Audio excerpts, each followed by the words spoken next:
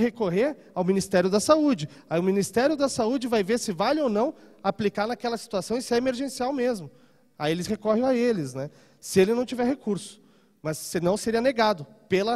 Por isso que dizem, é muito melhor vender para a esfera federal do que para a municipal. A municipal depende muito dos impostos da cidade. A federal tem uma verba alocada, normalmente, para qualquer investimento que tenha que ser feito em última hora, né?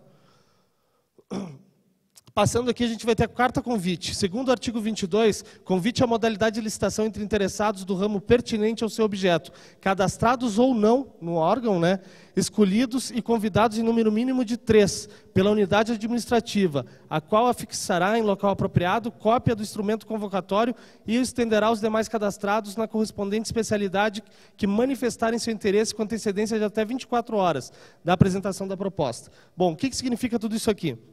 A carta convite, ela tem um diferencial. Quando a revenda tem um relacionamento com o órgão público, ou já forneceu há algum tempo, ela pode sugerir para o seu setor de TI ou para a comissão de licitação aquela compra através de uma carta convite. A carta convite, ela tem uma vantagem porque um pregão presencial, um eletrônico, ele é obrigado a sair no diário oficial com antecedência. A carta convite, ela é obrigada a estar no mural do órgão público. Ela não vai para o diário oficial. Então, isso significa o quê? Se a revenda tem um projeto interessante dentro do órgão público, conseguir que se faça, se sair por carta convite, isso vai ser só as empresas que atendem esse órgão, e não todo o resto do Brasil através dos jornais de compra eletrônica que ficam sabendo dos editais. Então, esse é um ponto que a carta convite é bem interessante para você conseguir filtrar um pouco a concorrência dentro do teu tipo de produto, tá? Ela acontece até R$150 mil quando envolve engenharia e até R$80 mil para obras e serviços comuns, que é o caso da maior parte das revendas, né? Agora, ela tem uma particularidade. A revenda que conseguir que um órgão público faça aquela aquisição através de uma carta convite, isso vai ser presencial. Ela vai ter que ir no local. Se não tiver 3 empresas naquele local, ela é automaticamente cancelada. Então, serve de aviso para as revendas que tem isso aí, que levem seus 2 parceiros ou 3 aí de negócio. Ela tem que ter uma publicidade de 5 dias úteis, tá? E ela tem que ter o número mínimo de 3 classificados daí. Se não tiver esses 3, ela pode ser automaticamente anulada. Alguma dúvida sobre carta convite? Seguindo adiante, então, a gente vai ter a tomada de preços. Segundo o artigo 22 da Lei 8666, a tomada de preço é a modalidade de licitação entre interessados devidamente cadastrados na respectiva unidade administrativa, ou que atenderem a todas as condições exigidas para cadastramento até o 3º dia anterior à data do recebimento das propostas, observada a necessária qualificação. O que é a tomada de preço? Nada mais é do que normalmente é uma espécie de mini edital, que é mandado para os seus fornecedores, no qual eles selecionam a proposta mais baixa, de no mínimo 3 propostas recebidas. Ou seja, não tem disputa de lances. Normalmente é enviado eletronicamente ou através de carta, tá, para os fornecedores, e aí os retornos que eles têm desses fornecedores, eles escolhem o que se enquadra dentro do termo de referência do edital e das regras editalícias, e com valor mais baixo. Para serviços envolvendo engenharia, ela pode ser feita até R$1.500.000 e para serviços comuns até R$150.000. Ela tem que ter uma publicidade aqui de 15 dias corridos para serviços comuns e 30 dias corridos para serviços técnicos, que daí, envolvendo CREA ou outras certificações, tá?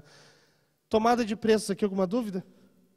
Normalmente, as revendas confundem muito a tomada de preços com a pesquisa de mercado. Isso é uma coisa muito normal de acontecer, e para ambas é ruim fazer isso.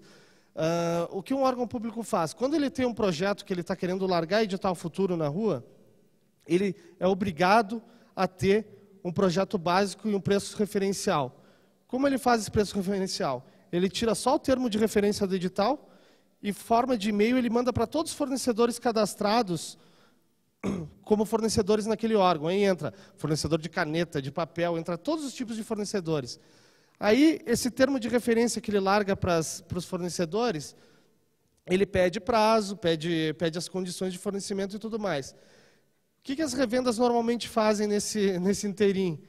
A revenda pega, liga para o distribuidor, liga para o fabricante, ó, órgão público tal vai comprar 40 impressoras, 40 leitores de código de barra, 20 coletores, e eu quero o menor preço para tentar fornecer. O que aquela empresa faz? Ela tenta conseguir o menor preço com o distribuidor e o distribuidor, por conseguinte, com o fabricante. E ela tem aquele menor preço para trabalhar. E ela dá de mão beijada para o órgão aquele preço. O que acontece? O órgão vai pegar esse preço dessa revenda, vai pegar os preços acima de quem mandou acima para tentar, que já conhece o processo, para tentar ter gordura depois para queimar. Ele vai pegar aquele fornecedor de caneta que não entende nada de coletor e mandou um coletor Cypherlab ou um coletor que não é for Windows. E aí ele vai ter uns preços absolutamente desnivelados. Então o que ele faz? Ele soma e divide pelo número de propostas. Esse vai ser o preço médio dele.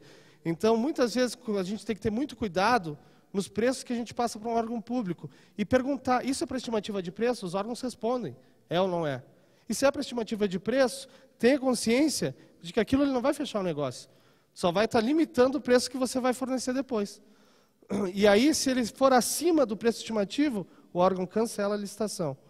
Fechou aí? Concorrência. Segundo o artigo 22, concorrência é a modalidade mais ampla de licitação existente, pois permite a participação de qualquer licitante interessado na realização de obras e serviços e na aquisição de produtos. Justamente por permitir a participação de qualquer licitante interessado, é a modalidade que apresenta exigências mais rígidas para a fase de habilitação. Ou seja, a própria União filtra os fornecedores que ela quer pela rigidez que ela coloca na fase de habilitação. Por exemplo, se é uma licitação de grande vulto, de um grande valor, eles querem afunilar as empresas que tenham capacidade financeira para fornecer. Então, eles colocam um capital social mínimo ali e eles exigem uma questão de documentações que se tornam mais difíceis de conseguir para empresas de menores faturamentos. Então, isso o órgão consegue filtrar. Normalmente, a gente não tem muito esses exemplos aqui, não tem muito esses casos, tá? Porque ele é mais usado em obras de engenharia ou que envolve conhecimento mais específico. Elas ocorrem para obras e serviços de engenharia até R$1.500.000 e para serviços comuns até R$650.000. 30 dias corridos para serviços comuns, a sua publicidade, e 45 para serviços com especialização técnica, tá? Aí a gente fecha a concorrência.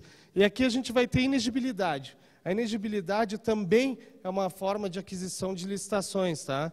Hoje, ela ocorre, segundo o artigo 25, a administração direta pode contratar quando a licitação não tem caráter competitivo viável. O que significa isso? Não tem concorrência.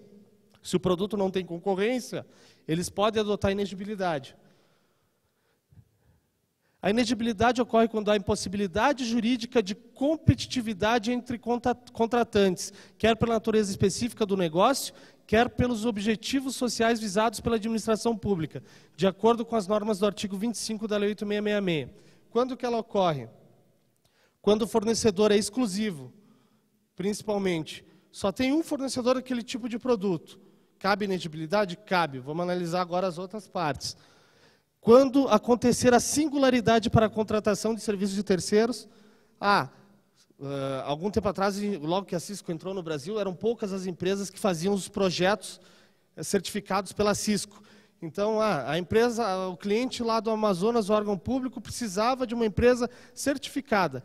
Se a Cisco mandasse a declaração que só era ela, naquele estado, se conseguia inexigibilidade. Quando houver notória especialização, quando a empresa for especializada só para fazer aquilo e nenhuma outra mais fizer, e quando é o caso de um profissional artista.